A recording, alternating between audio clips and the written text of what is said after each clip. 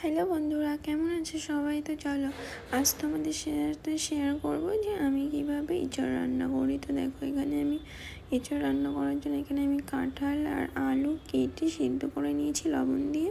এখন আমি কড়াইতে তেল দিয়ে এখানে সিদ্ধ করে রাখা কাঁঠালটা লবণ আর হলুদ দিয়ে ভালো করে ভেজে নেব।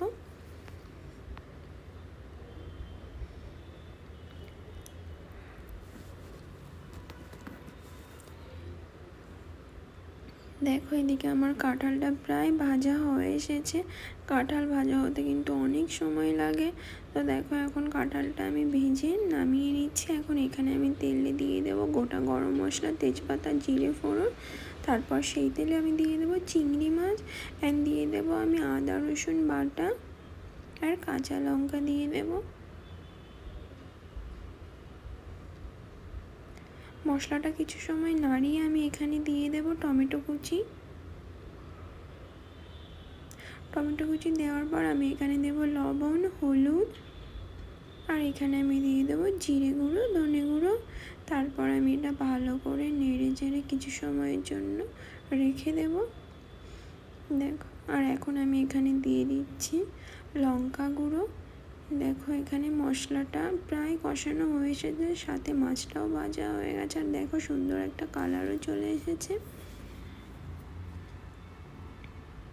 আর এখন আমি এখানে দিয়ে দেবো ভেজে রাখা কাঁঠালটা দিয়ে আমি এখন এখানে ভালো করে নেড়ে নেব।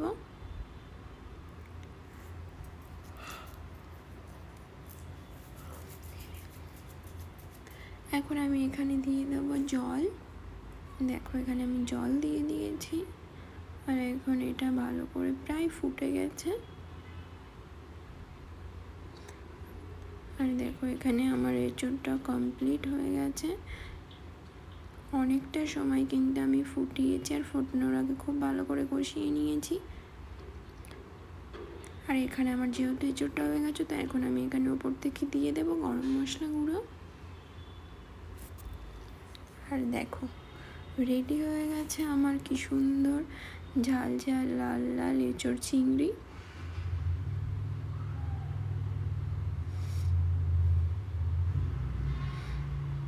তোমরা কে কে খেতে চাও এই এঁচোড় চিংড়িটা, তারা সবাই তাড়াতাড়ি করে চলে আসো।